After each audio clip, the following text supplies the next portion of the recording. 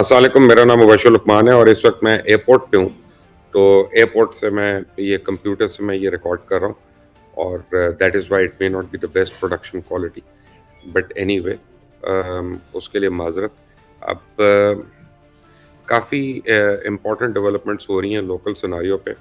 कुछ तो हैं जो आपको पता है और कुछ हैं जो आपको शायद ना पता हो, वो मैं आपको बता देता हूँ कि मुत्तहिदा अपोज़िशन ने ये फ़ैसला कर लिया है कि वो फ़ौरी तौर पे इमरान खान की वोट ऑफ नो कॉन्फिडेंस जो है, उसके बाद प्रेसिडेंट आरिफ अलवी के खिलाफ जो है वो एक अदम एतमाद की तहरीक करेंगे और इसके लिए उन्होंने लीगल प्रोसीजर फ़ॉलो करना शुरू कर दिया है।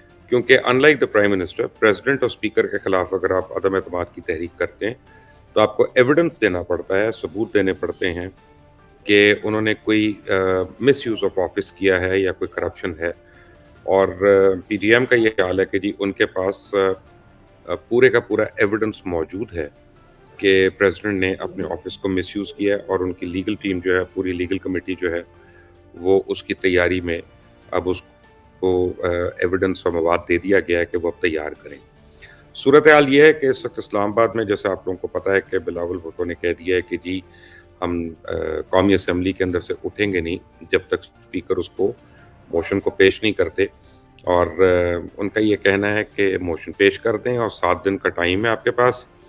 7 दिन आप मिनिमम 3 डेज़ मैक्सिमम 7 डेज़, तब तक ओआईसी कॉन्फ्रेंस वगैरह ख़त्म हो जाएगी और फिर आप लोग जो है उसके ऊपर वोट ऑफ नो कॉन्फिडेंस कर लें। ऑपोज़िशन को अब ये करना पड़ रहा है, उसकी वजह ये है कि उनके बहुत से अराकीन को और एलाइज़ को धमकाया जा रहा है। जैसे खबर ये भी है कि मोनस लाइक जो लंदन गए हैं, वो किसी मीटिंग के लिए नहीं गए, बल्कि वो भाग के गए हैं कि उनको पता चला था कि एफआईए जो है उनको उठाना चाह रही थी, क्योंकि ताकि किसी तरह चौधरी बिरादरान को प्रेशराइज़ किया जाए कि वो हुकूमत के साथ रहें और हुकूमत के खिलाफ वोट ना डालें। नहज पे तमाम मामलात हैं और जिस तरह लोगों की टोलियों को जमा कर कर के लोगों के घरों पे भेजा जा रहा है, पाकिस्तान में तो कभी भी ये चीज़ नहीं देखी गई थी और लगता ये है कि ये हुकूमत चाहती है कि हम अगर जाएँ तो पूरा सिस्टम जाए और पूरा सिस्टम लिपट जाए। तो अब जो शहबाज शरीफ साहब ने बात की थी कि 5 साल की हुकूमत हो और कौमी हुकूमत हो और वो तो उसके ऊपर अब बड़ी सीरियस डिस्कशंस हो रही हैं कि शहबाज शरीफ ने वो अपनी तरफ से नहीं वो बात कही थी। वो एक फ़ॉर्मूला है कि जिसके थ्रू पॉलिटिकल गवर्नमेंट्स अपने टेक्नोक्रेट्स आगे लेके आएँगी 1.5 साल के लिए और फिर वो ज़्यादा भी चलाया जा सकता है। वो टेक्नोक्रेट्स जो है वो मुल्क की मईशत को, मुल्क की दिफ़ा को, मुल्क की ख़ारजा पॉलिसी को, इन चीज़ों को बेहतर करने की कोशिश करेंगे। क्योंकि अब ये कहा जा रहा है कि इस असेंबली से जो है ये काम नहीं हो सकते। अब दूसरी तरफ आप देखें कि वो क्या कहते हैं कि होता है शब व रोज़ तमाशा मेरे आगे, कि फवाद चौधरी को देखें, परवेज़ खटक को देखें, उमर अय्यूब को देखें, आप शाह महमूद कुरैशी को, ये सारे लोग जो है लोटा-लोटा की आवाज़ें लगा रहे हैं कि जिनको, और शेख रशीद भी उसमें शामिल है, जो पता नहीं कितनी-कितनी बारी पार्टीज़ बदल चुके हैं, इनको शायद खुद भी नहीं पता कि इनसे बड़ा कौन लोटा हो सकता है, लेकिन बहरहाल अभी दूसरों को लोटा कह रहे हैं। लेकिन सुप्रीम कोर्ट की तरफ से जो अहकामात आए हैं, वो भी हुकूमत को एक सेटबैक है, क्योंकि सुप्रीम कोर्ट ने कहा है कि आइन के मुताबिक जो है आप कानूनी कार्रवाई करें और जो भी कार्रवाई है वो करें। इसका मतलब ये है कि वोटिंग तो होगी। अब वोटिंग के बाद अगर आप जो है उनको डिस्क्वालिफिकेशन के लिए नोटिस भिजवाते हैं तो वो अलग बात है, लेकिन वोट तो डिसिप्लिन कैंडिडेट जो हैं वो डाल सकते हैं। तो अब इसमें हुकूमत जो है उसके लिए बड़ा सीरियस प्रॉब्लम हो गया है। और दूसरा सीरियस प्रॉब्लम जो डेवलप हो रहा है वो है वोट ऑफ नो कॉन्फिडेंस का, sorry, vote of no confidence के बाद इलेक्शन कमीशन का फैसला आ रहा है।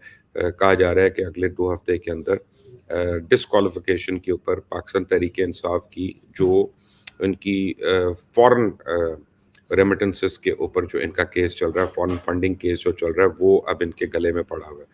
हर किस्म की इन्होंने कोशिश कर ली उसको डिले कराने की। 6 साल से वो केस डिले हो रहा है, लेकिन अब वो मज़ीद डिले नहीं हो सकता। इलेक्शन कमीशन के पास तमाम शवाहिद हैं और 38 करोड़ रुपए की एक रकम है, यानी काफ़ी बड़ी रकम है, जिसके ऊपर तहरीक इंसाफ जो है कोई भी एविडेंस देने से कासिर है कि ये कहाँ से आया। ये नहीं पता कि वो मुल्कों से आया, ये नहीं पता कि वो किसी फॉरेन एजेंसी से आया है, नहीं पता वो किसी खुफिया इदारे से आया है, ये नहीं पता वो अफराद से आया है, ये नहीं पता वो कंपनी से आया है।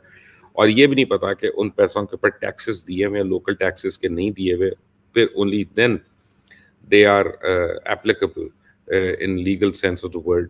تو وہ ایک کافی بڑا کیس ہے جس کا ٹاک جو ہے تحریک انصاف کے گلے میں پڑتا ہے. تو اگر تحریک انصاف ہی سسپینڈ ہو جاتی ہے تو ان کے سسپینشن کے نوٹسز وغیرہ جو ہیں وہ ارریلیونٹ ہو جاتے ہیں. اب ٹیکنوکریٹس کی آواز چل رہی ہے, اور اسلام آباد میں سے خبر گرم یہ ہے کہ -1 فارمولا کہ عمران خان سٹیپ ڈاؤن کر دیں اور اسد عمر یا کسی اور کو وہاں پہ بنا دیں. کہا جاتا ہے کہ شاہ محمود قریشی تو بڑے ہوپ فل ہیں کہ ان کا نام آئے گا, لیکن غالباً شاہ محمود قریشی جو ہیں وہ باقی متحدہ اپوزیشن کو قابل قبول نہیں ہے. تو اب دیکھنا یہ ہے کہ عمران خان استعفیٰ دیتے ہیں یا نہیں دیتے. بہت لوگ اہمیت دے رہے ہیں ایک میٹنگ کو کہ جو بنی گالہ میں ہوئی, کل رات کو ہوئی, اس کے اوپر, لیکن میرا خیال ہے کہ جب تک کوئی اندر بیٹھا ہوا اس میٹنگ کے اندر بیٹھا ہوا ہمیں نہ بتا سکے کہ اس میٹنگ میں کیا ڈسکس ہوا ہے, تب تک تو اس کے اوپر قیاس رہی جو ہے وہ قیاس رہی ہی ہوگی. لیکن میرا یہ خیال ہے کہ عمران خان کو اتنا ضرور باور کرایا گیا کہ اپنی ضد میں, اپنی انا میں ملک کو نہ آگ کی طرف جھونکے. اور یہ جو اتنی پولرائزیشن کر دی ہے کہ جو اب گلی محلوں میں لڑائی شروع ہونے کا خطرہ ہے, یہ کسی طرح سے ٹلے. اسٹیبلشمنٹ کا سب سے بڑا فکر جو ہے وہ OIC کانفرنس ہے کہ وہ خوش اسلوبی سے ہو جائے, کیونکہ اس وقت OIC کانفرنس جو ہے اس میں انڈیا کو بھی ایز این آبزرور بلایا ہوا ہے, اور اس میں امید ہے کہ کشمیر کے اوپر OIC کی کوئی ایک متفقہ سٹیٹمنٹ آ سکتی ہے. اب حکومت جو ہے, خاص طور اسد عمر صاحب جو ہیں, وہ اس کو پلے اپ کر رہے ہیں کہ جیسے متحدہ اپوزیشن جو ہے وہ کوئی اینٹی پاکستان رول پلے کر رہی ہے, اور وہ کہہ رہی ہے کہ ہم نے دھرنا دینا ہے. ایکچولی نہیں, کیونکہ حکومت کو جان کے ڈیلے کر رہی ہے یہ ووٹ آف نو کانفیڈنس کی ڈیٹ کو, تاکہ اس کو ٹائم مل جائے کہ وہ مزید لوگوں کو پریشرائز کر سکے. ان کے گھر والوں کو ہراساں کیا جا رہا ہے, ان کے اوپر ہر طرح کے ٹیکٹکس ہو رہے ہیں, اور ایک سمیئر کیمپین شروع ہو گئی ہے کہ کسی کو 17 کروڑ مل رہا ہے, کسی کو 15 کروڑ مل رہا ہے, کسی کو 16 کروڑ مل رہا ہے. اگر کوئی ایویڈنس ہے تو وہ سامنے ابھی تک نہیں آیا. الزامات کی بوچھاڑ ضرور ہے, لیکن یہ جب PTI کے 35 لوگ تھے سینٹ میں اور ان کو 65 ووٹ پڑ گئے تھے, تو اس وقت جو تھا وہ کہا جاتا تھا کہ سب نے اپنی ضمیر کو کی آواز پہ یہ ووٹ دیا. اس وقت اپوزیشن نے کہا بھی تھا, تو حکومت نے ان کی اس آبجیکشنز کو انٹرٹین نہیں کیا تھا. اسی طرح جب سینٹ کے ٹکٹس کے اوپر PTI کے ممبران کی ویڈیوز آ گئی تھی جو خود عمران خان نے جن کا اعتراف کیا, ان کو آج تک غالباً شو کاز نوٹس بھی نہیں ملا. پارٹی سے نکالنا تو بڑی دور کی بات ہے, جن کو نوٹ لیتے ہوئے جن کی ویڈیوز آ گئی تھیں.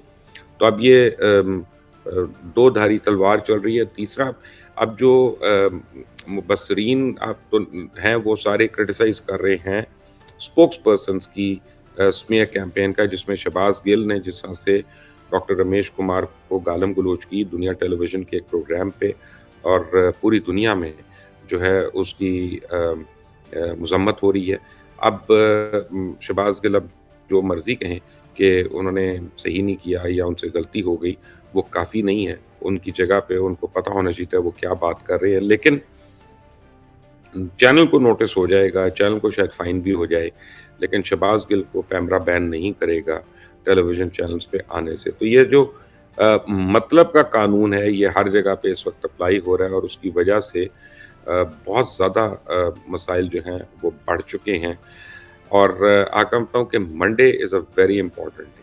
یہ پیر جو آنے والا ہے اگلے 48 گھنٹے میں اس ملک میں کچھ بھی ہو سکتا ہے. میں رہ کے مجھے اعتزاز حسن صاحب کی بات یاد آتی ہے, جس میں انہوں نے مجھے کہا تھا کہ ماضی کی پیشن گوئی کرنا بڑا آسان ہے پاکستان کے معاملے میں. تو واقعی یہ مستقبل کی پیشن گوئی کرنا کہ یہ اونٹ کس کروٹ بیٹھتا ہے, only time will tell. Subscribe to this channel, bell icon press کریں, ویڈیو کو شیئر کریے گا, لائک کریے گا.